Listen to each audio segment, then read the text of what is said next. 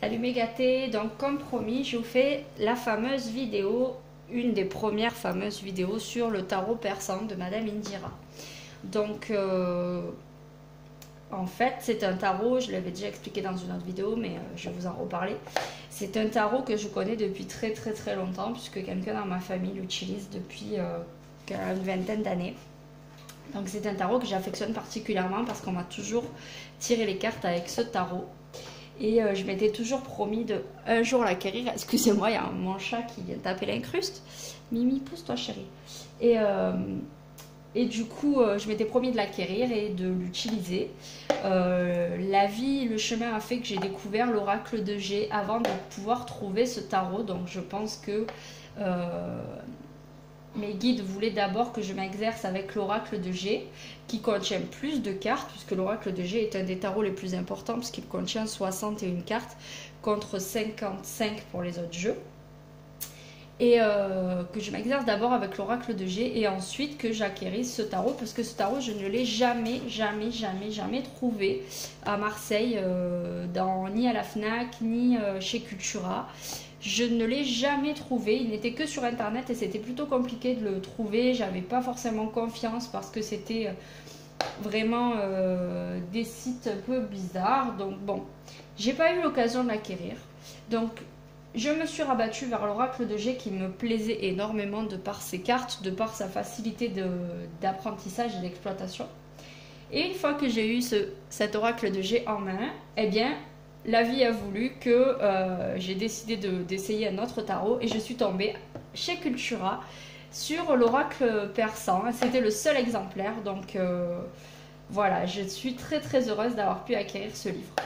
Sachant que c'est un coffret, donc j'ai les 55 cartes qui sont fournies et un livret d'explications. J'en ai déjà un que j'ai acquéri il y a assez longtemps pour cette personne qui me faisait les cartes et qu'elle m'a gentiment rendu en me disant que j'en aurais sûrement un jour plus besoin qu'elle. Et effectivement, aujourd'hui je vais en avoir besoin puisque j'ai pu acquérir cet oracle. Donc, ce tarot, pardon.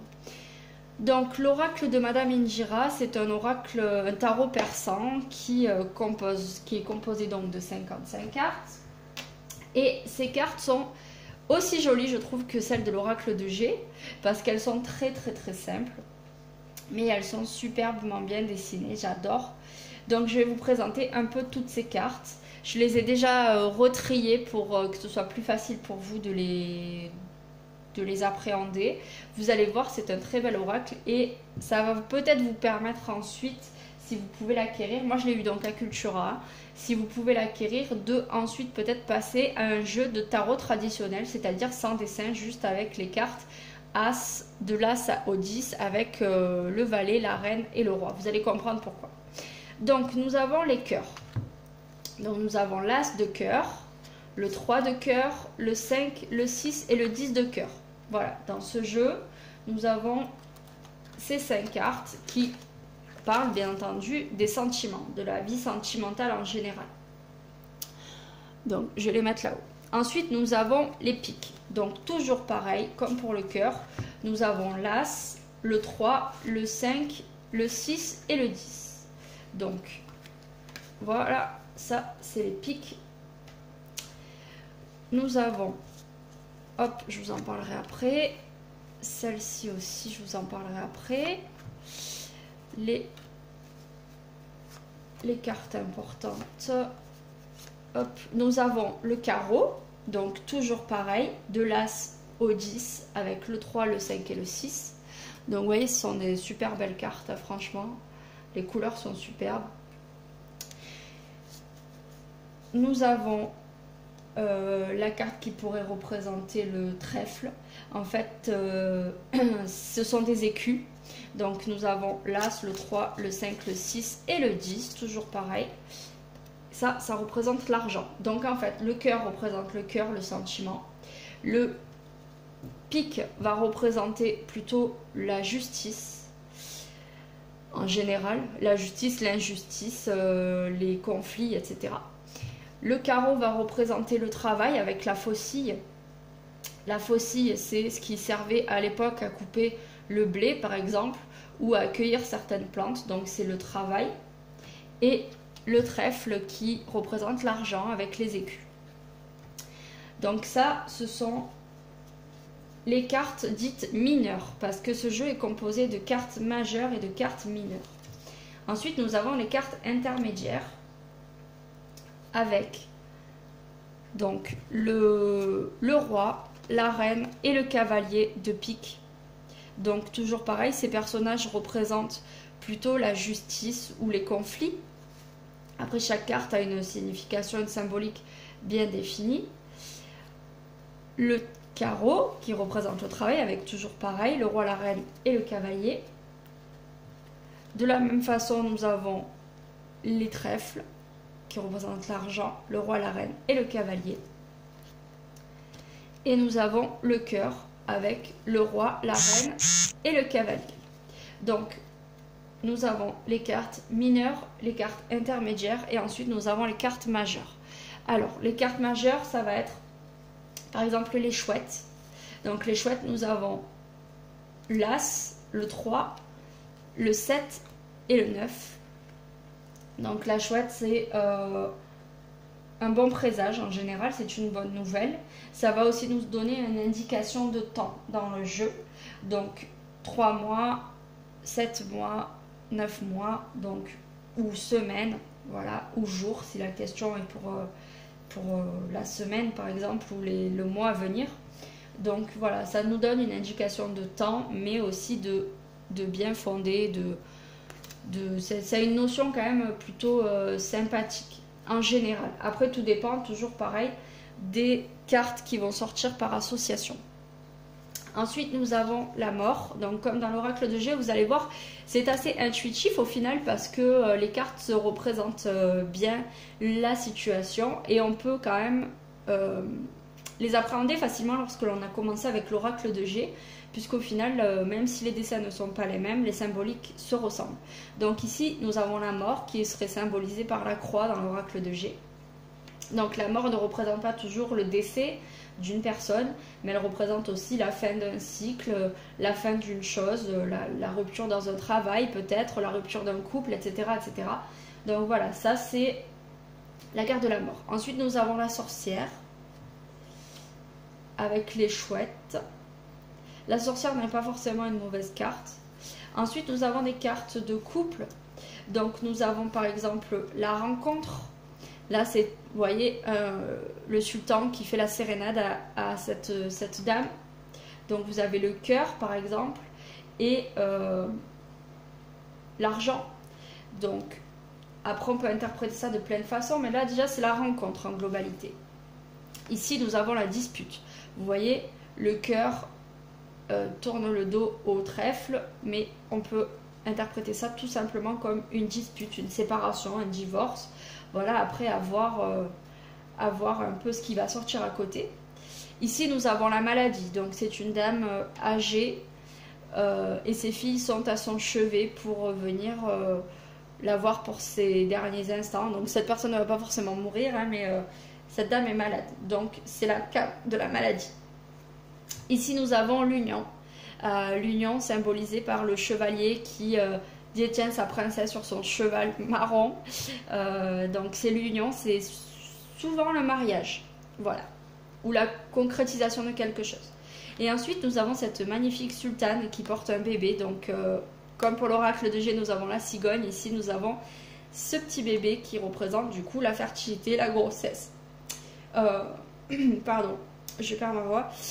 Du coup, voilà, ça c'est la carte qui va symboliser la fécondité. Donc, après, toujours pareil, interprété avec les cartes qui vont être autour. Et ensuite, nous avons d'autres arcanes majeures qui sont, elles, très faciles à interpréter, hein, comme dans l'oracle de G. D'ailleurs, elles se ressemblent un peu, je trouve, dans leur façon d'être. Donc ici, nous avons le tigre qui représente la force. Donc c'est une très bonne carte, hein, la force. Nous avons le coffre qui peut être représenté par la corne d'abondance pour l'oracle de G. Ici, nous avons le coffre, donc vous comprenez bien sa symbolique d'abondance, de gain. Ici, nous avons les chouettes et les flambeaux Donc c'est une carte qui représente un certain confort. Après toujours pareil, à voir ce qu'il y a autour. Les petites... Eh ben Mimi. Les petites... Je perds mes mots. Bref, je vous la dirai après parce que j'ai oublié le nom de cet oiseau, excusez-moi. Nous avons la main de Fatma pour la protection. Donc dans l'oracle de G, c'est l'étoile. Voilà, donc cette main, c'est la protection, c'est une excellente carte. Nous avons le bateau qui signifie le voyage, le déplacement. Voilà, c'est vraiment un déplacement. Je vais d'ailleurs vous sortir hop, cette carte juste après. Donc ça, c'est vraiment le mouvement. Ici, nous avons l'île qui, elle, représente le voyage en tant que tel, le fait de partir, de vouloir se reposer. Sur l'oracle de G, c'est la carte de la campagne. Donc, voilà un peu le rapprochement. Nous avons la jalousie avec la panthère et cette carte jaune. Le jaune, c'est la jalousie, la trahison. Hein, vous savez, quand on vous offre des fleurs jaunes, on dit tout le temps que bah, c'est signe que vous êtes la personne qui vous les offre est infidèle avec vous. Donc voilà, la symbolique de la panthère, c'est l'infidélité. Nous avons la roue qui symbolise la vie qui tourne. C'est aussi la chance, hein, la roue. Le soleil, donc comme la première carte à l'oracle de G, nous avons le soleil. Là, elle existe aussi avec les cœurs, donc tout va bien, le soleil, c'est merveilleux. Nous avons le pan qui nous amène une lettre, comme pour l'oracle de G. Pareil, c'est un oiseau qui nous amène un courrier, l'oiseau voyageur, l'oiseau qui... le pigeon voyageur qui nous amenait des courriers à l'époque des rois où l'internet et les portables n'existaient pas. Donc les nouvelles. Nous avons la maison, le palais du sultan, donc ça c'est le foyer, la maison, le domicile. Comme nous pouvions avoir le feu, le foyer, le feu avec les bûches dans l'oracle de G qui représente le foyer. Ici nous avons une maison. Et donc les... j'ai perdu le mot. Bref, vous aurez compris, les petits oiseaux qui vous annoncent aussi un présage et une notion de temps. 3, donc 3 jours, 3 mois, 3 semaines, 3 ans. C'est un présage assez bon. Après, toujours pareil, hein, je le répète encore, ça va dépendre aussi des cartes qui vont être avoisinantes. Donc voilà, le premier, les hirondelles, pardon, voilà, je vais y arriver, j'ai un trou. Donc voilà, donc les hirondelles. Donc voilà à peu près comment se compose le jeu de Madame Indira. Donc tout ça, ce sont des cartes majeures qui vont vous donner les indications majeures sur votre jeu. Si vous sortez, par exemple, la maladie, vous savez que le jeu va vous parler de la maladie. Si vous sortez la sérénade, une rencontre, la protection, votre foyer. Donc ça, c'est vraiment des informations majeures que vous allez recevoir avec ces cartes. Ensuite, vous avez les intermédiaires, donc qui vont vous permettre d'affiner au niveau de la symbolique de toutes ces cartes. Et ensuite, vous avez les mineurs, donc celles qui vont vous donner des informations mineures, mais toutefois essentielles pour la compréhension du jeu. Donc voilà, j'espère que vous aurez apprécié cette petite vidéo sur la découverte du tarot persan, que j'aime beaucoup, beaucoup, beaucoup. Je vais passer cette semaine à essayer de vous faire de nouvelles vidéos sur le tarot persan en affinant un peu plus les symboliques de ces cartes. Voilà, en vous expliquant comment on tire, parce qu'ici le tirage n'est pas du tout le même que sur l'oracle de G. Donc par exemple, je ne mélange pas les cartes. Allez, si, soyons fous, je mélange les cartes parce que là elles ne sont pas du tout mélangées. Donc je le mélange toujours de la même façon, 3 fois. Normalement, il faudrait que je mélange un peu plus parce qu'elles ont été mises dans l'ordre. Mais bon, c'est pour vous faire un tirage rapide. C'est vice professionnel. Je suis obligée de les mélanger au moins 3 fois. C'est plus fort que moi. Donc, nous les mélangeons. Nous tirons, donc nous faisons une coupe, bien entendu. Donc la coupe, tiens, petite information. Je ferai une petite vidéo d'1 minute, pas plus, sur la coupe parce que je vois encore des erreurs sur les forums. La coupe, c'est le fait de couper son jeu. Donc vous prenez les cartes là où vous voulez, vous coupez. Vous avez cette carte-ci qui vous donne une indication, donc l'argent, les 3 écus. et vous avez dessous, oula, le pic, oui, pardon. Le pic avec le roi de pique. Donc, vous posez le roi de pique qui était dessous, par-dessus, et vous étalez votre jeu. Ne sortez pas les coupes du jeu, vous en avez besoin. C'est juste une aide supplémentaire. Si vous interprétez votre jeu et que vous dites « je ne comprends rien » parce qu'aucune carte de domaine n'est sortie, comme le cœur, le travail, le foyer, etc. Surtout, je pense à l'oracle de G. Ça arrive des fois qu'on n'ait aucune carte domaine, comme ici, aucune carte majeure. Cette coupe va vous permettre justement d'avoir une indication. Si vous avez sorti dans la coupe une carte qui vous représente comme la femme en rouge et la maladie, dans votre jeu, vous allez pouvoir affiner en vous disant, donc ça parle peut-être de moi, du fait que je vais être malade ou avoir des examens à faire. Donc voilà, ne sortez pas, vous en avez besoin, c'est une indication. C'est comme si, par exemple, vous... je sais pas, vous achetez une pizza surgelée et en fait vous faites souvent des pizzas surgelées à la maison, donc vous savez à quelle température vous allez faire mettre votre four et mettre votre pizza, mais vous regardez l'emballage simplement pour vous rassurer, pour être sûr du temps de cuisson. Voilà, mais l'emballage, vous n'allez pas pour autant le mettre dans le four. Vous le regardez par indication, juste pour pouvoir avoir une idée bien précise, parce que d'une pizza à l'autre, même si c'est toujours la même, enfin, même si vous aimez que la margarita par exemple, ben, d'une marque à l'autre, le temps de cuisson n'est pas tout à fait le même. Donc vous avez besoin de cette indication. Donc c'est exactement pareil, la coupe c'est une indication. Ne la sortez pas du jeu, vous allez en avoir besoin pour la suite. Donc, on étale nos cartes. J'adore ce tapis. J'ai choisi le tissu, c'est une copine qui me l'a cousu. Elle m'a expliqué comment utiliser ma machine à coudre et je pense que je vais faire des tapis de toutes les couleurs parce que j'adore. Bref, super pour étaler les cartes. Donc sur le tarot persan, nous ne tirons pas du tout de la même façon que sur le tarot, sur l'oracle de G. C'est-à-dire qu'ici, nous allons tirer une carte au hasard. Nous allons la retourner. Et de là, nous allons tirer 13 cartes. Donc 12 autres cartes en fait. Donc nous allons tirer en rond. Donc 2, 3, 4, 5, 6 et 10 Mimigut. 7, 8, 9. Je tire n'importe comment, hein, je vous le dis. 10. Mimigut, mords pas mon tapis.